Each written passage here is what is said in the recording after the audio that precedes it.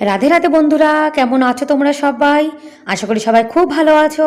আমরাও কিন্তু ভগবানের কৃপায় ভালোই আছি। আমার নতুন আরও একটি ভ্লগে তোমাদের সবাইকে জানাই অনেক ভালোবাসা, অনেক স্বাগত। প্লিজ বন্ধুরা, আজকের ভিডিওটি স্কিপ না করে পুরো ফুল দেখার অনুরোধ রইল। আশা করি তোমাদের আজকের ভিডিওটি ভালো লাগবে। তোমরা কিন্তু অনেকে সুন্দর সুন্দর কমেন্ট করো, কিন্তু একটা লাইক করতে না ভুলে যাও। তাই প্লিজ তোমরা মনে করে কিন্তু একটা লাইক করে দিও। আমি অনেক অনেক দিদিভাইকে দেখেছি, তারা কিন্তু সুন্দর সুন্দর কমেন্ট করে, কিন্তু একটা লাইক করতে ভুলে যায়। রাস্তা কিন্তু ঝাড় দেওয়া হয়ে গেছে, আর জানো তো আজকে অনেক নিম পাতা পড়েছে। এত নিম পাতা, মানে সারাদিন শুধু রাস্তায় ঝাড় দিতে হয়। আজকে কিন্তু সকালের মানে আশিবাসী কাজ সবই হয়ে গেছে। আমি কিন্তু স্নান করে চলে এসেছি, আর আমার আশিবাসী কাজ তো হয়ে গেছে। রাত্রিরে কিন্তু আমি রান্নাঘরটা ভালো করে পরিষ্কার করে রেখেছিলাম, আর এদিকে এখন কিচেন কাউন্টারটা ভালো করে একটা ভেজা কাপড় দিয়ে মুছে নিয়েছি। আজকে সকালে কিন্তু গোপাল সোনাকে রান্না করে দিয়েছি, এই যে কাবুলি ছোলা, অন্ন আর রুটি বানিয়েছিলাম, সেটা দিয়ে কিন্তু ছেলেকে খাইয়ে দাইয়ে লাঞ্চ রেডি করে ছেলেকে তো স্কুলে পাঠিয়ে দিয়েছি। আর এখন আমার যা কাজকর্ম আছে সেটা করে নিচ্ছি। মানে সকালে রান্নাবান্না হয়ে গেছে, ছেলেকে স্কুলেও পাঠিয়ে দিয়েছি, গোপাল সেবা হয়ে গেছে, এখন আমি চা বানাচ্ছি।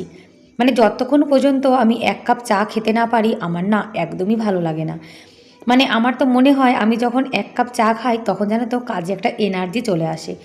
কিন্তু গোপাল সোনাকে না দিয়ে যেন তো একদমই চা খাই না। মানে আমার এত বড় চায়ের নেশা না যে আমার গোপালকে না দিয়ে আমি চা খাবো। সেই জন্য সবার প্রথমে কিন্তু আমার গোপাল সোনাকে খাইয়ে তারপরে কিন্তু আমি কিছু খাই। আর এক কাপ চা বানাবো শুধুমাত্র আমার জন্য, কেননা আমার বর কিন্তু একদমই চা খায় না। যদি ওনার কখনো ঠান্ডা লাগে, গলায় প্রবলেম হয়, তখনই শুধুমাত্র একটু লাল চা খায়, তাছাড়া খায় না। আর আমার তো চা না হলে একদম না ভালোই লাগে না। আমি কিন্তু সকালে জানো তো বেশিরভাগ কিন্তু লাল চা খাই। দুধ চা খেলে আমার খালি পেটে জানো তো অ্যাসিডিটি হয়ে যায়, সেই জন্য আমি দুধ চা তো খেতেই চাই না। কিন্তু ওই কখনো কখনো একটু মন চায়, তখন একটু দুধ চা খাই। চা খাওয়া হয়ে গেছে, আর এখন আমরা যা রুটি খাবো সেটা এখন বানিয়ে নিচ্ছি। গোপালকে সেবা দেওয়া দেওয়া তো হয়ে গেছে, আর ছেলেকে তো রুটি বানিয়ে দিয়েছিলাম। ছেলে তো খেয়ে স্কুলে নিয়ে গেছে, আটা মাখানো ছিল, এখন আমাদের জন্য বানিয়ে নিচ্ছি। আর আমার বর জানো তো মানে রুটি ঠান্ডা হয়ে গেলে অতটা না খেতে চায় না, সেই জন্য যখন উনি রুটি খেতে চায় তখন গরম গরম বানিয়ে দিই। আর এখন তো গরম অতটা পড়েনি, সেই জন্য আমি একটু শাড়ি পরেছি। আর শাড়ি পরে জানো তো আমি কোনো কাজ বাজ একদমই করতে পারি না, মানে এদিকে শাড়ি সামলাবো না কাজ করব। আর আমার বর বলছে তুমি তাহলে রুটিটা মানে রুটি বেলো, আমি একটা রুটি ভাজি। তা উনি ভাজতে গেছে, দেখো ওনার রুটি কিন্তু ফোলেনি। মানে উনি চেপে চেপে রুটি ভাজছিল, কিন্তু হাওয়া বেরিয়ে যাচ্ছে, যার জন্য রুটি কিন্তু ফোলেনি। তারপরে ওনাকে সরিয়ে দিয়ে আমি এখন রুটিটা ভেজে নিচ্ছি।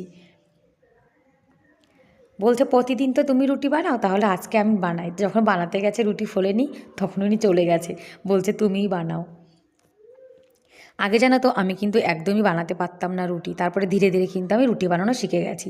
আর এই সংসারে তো আমার 15 বছর হয়ে গেছে, তা 15 বছরে তো সংসারের কাজ শিখে তো যাবই, তাই না? আর আমরা মেয়েরা কিন্তু ধীরে ধীরে সব কাজ শিখেই যাই। আর বন্ধুরা, তোমরা এখনও পর্যন্ত যারা ভিডিওটি দেখছো, তোমাদের আজকের ভিডিওটি কেমন লাগলো কমেন্ট করে কিন্তু অবশ্যই জানিও। আর ভিডিওর কোনো অংশ যদি একটু হলেও ভালো লেগে থাকে তাহলে প্লিজ এটা লাইক করে দিও। আর আমার চ্যানেলে তোমরা যারা নতুন আর ভিডিওটি দেখছো, তোমরা যদি এরকম ভিডিও দেখতে পছন্দ করো তাহলে কিন্তু চাইলে আমার এই ছোট্ট চ্যানেলটিকে সাবস্ক্রাইব করে আমার এই ছোট্ট পরিবারের পাশে থেকে যেতে পারো। আর এই কাজটি যারা অলরেডি করে দিয়েছো তাদেরকে অসংখ্য ধন্যবাদ। খাওয়া দাওয়া তো হয়ে গেছে, তা ভাবলাম যে আগে ঘরটা গুছিয়ে নিই। আমার জানো তো ঘর বাড়ি এলোমেলো থাকলে একদম না ভালো লাগে না। আর বন্ধুরা, ভিডিওটি কেমন লাগলো অবশ্যই কিন্তু জানিও।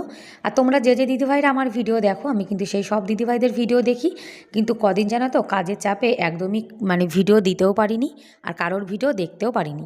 আর এখন কিন্তু চেষ্টা করব আমি প্রতিদিন ভিডিও আপলোড করার, আর আমার মিষ্টি মিষ্টি দিদিভাইদের ভিডিও দেখারও চেষ্টা করব। আমি কিন্তু কালকে অনেক অনেক দিদিভাইয়ের ভিডিও কিন্তু দেখেছি।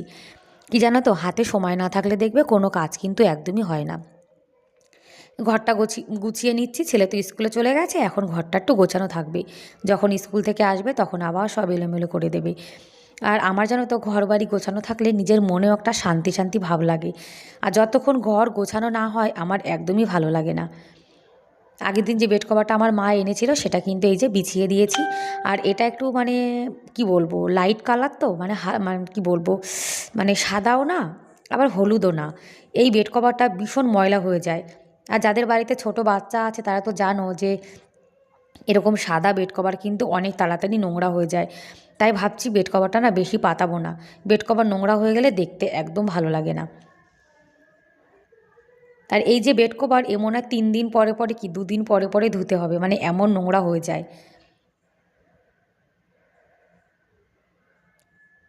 আর এই যে দেখো এই টেবিলটায় কিন্তু ভালোই ময়লা পড়ে, মানে এত ধুলো যে কোথা থেকে আসে আমি না বুঝতেই পারি না। দেখো ঘরের দরজা বন্ধ, জানলা বন্ধ, তারপরেও ধুলো চলে আসে কোথা দিয়ে।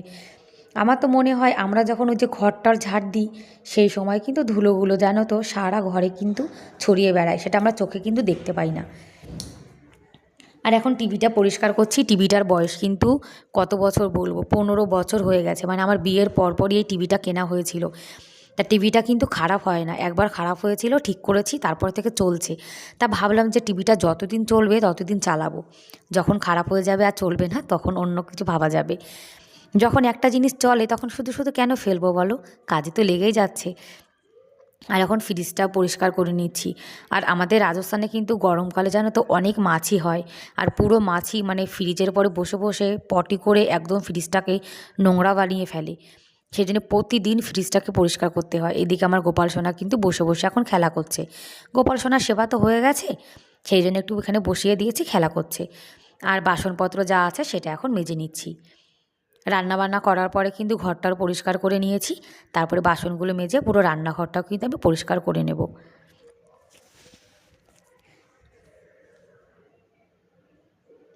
আর আমার তো মনে হয় আমরা যতক্ষণ সংসারের কাজ করব ততক্ষণ কিন্তু ভালোই থাকি জানো তো, মানে মাথায় কোনো উল্টোপাল্টা চিন্তাভাবনা একদমই আসে না। সেই জন্য আমি সবসময় চেষ্টা করি ঘরের কাজকর্মর মধ্যে নিজেকে ডুবিয়ে রাখার। আমরা যখন ঘরের কাজবাজ করি তখন দেখবে আমাদের ঘরবাড়ি যেমন পরিষ্কার পরিচ্ছন্ন হয়ে যায়, তেমন কিন্তু আমাদের সময়টাও কেটে যায় জানো তো। বাসন কিন্তু সব মাজা হয়ে গেছে, এখন ঘরে নিয়ে রেখে দিচ্ছি। আর ভেজা কাপড় দিয়ে এখন পুরো রান্নাঘরটা পরিষ্কার করে নেব।